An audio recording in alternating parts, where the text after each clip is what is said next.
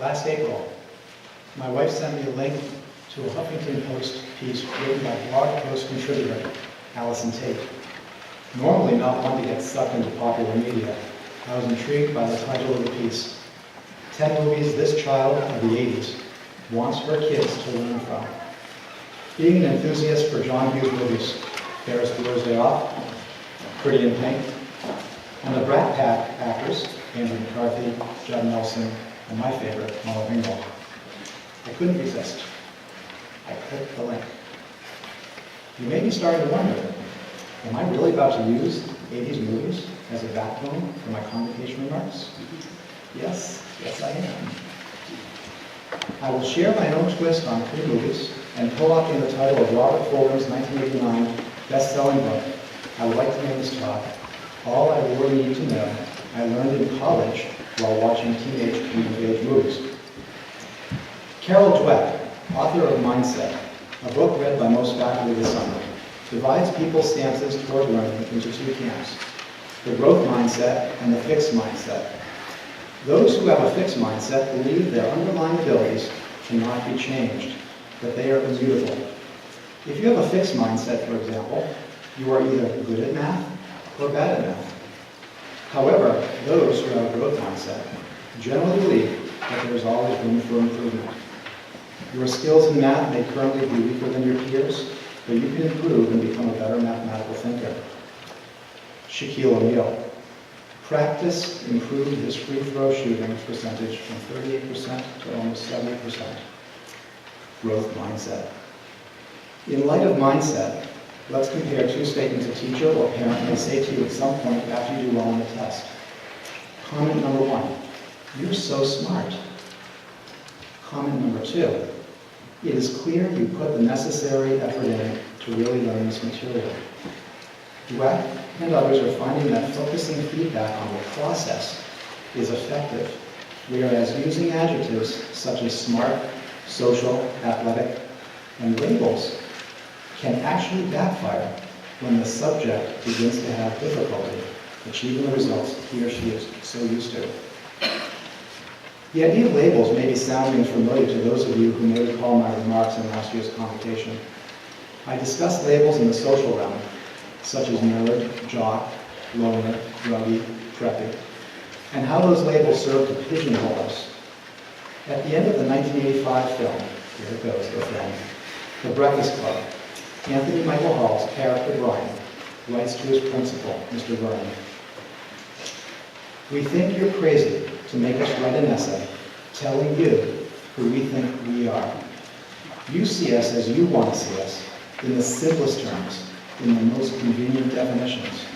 But what we found out is that each of us is a brain, an athlete, a basket case, a princess, and a criminal.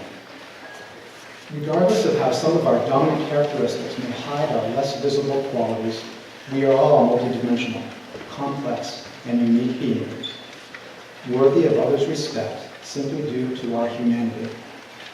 Antoine de Saint-Exupéry, in his book, The Little Prince, wrote, my rough translation here, "One only sees well with the heart. What is essential is invisible to the eyes." In our relationships, as is the case with our schoolwork, we must dig deeper than the surface to find the truth. To be able to do this, we must resist oversimplifying. Stay open-minded and consider all possibilities. So lesson number 1, resist viewing others narrowly, as Mr. Vernon did. Those of you who have been here a while know that blending in is not the be-all and end-all at KUA. Not drawing attention to oneself, especially potentially negative attention, is not an uncommon strategy, however.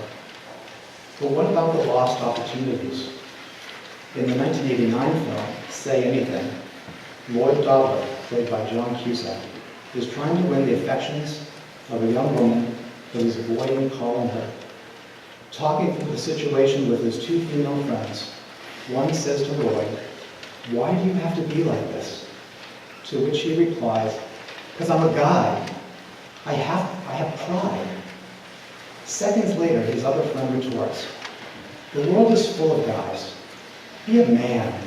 Don't be a guy." You see, anybody can simply be a guy. Anybody can simply remain average. The question is whether or not you are going to aim higher.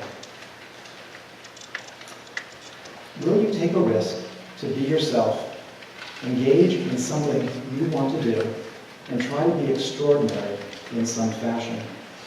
This may play out in so many different ways at KUA. You may commit to reading and analyzing a dense text when your peers are merely skimming the text.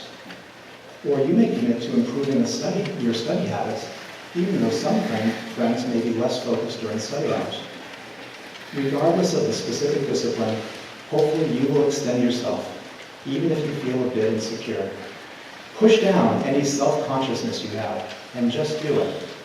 Not because others are doing it, but rather do it in spite of the fact that they are not.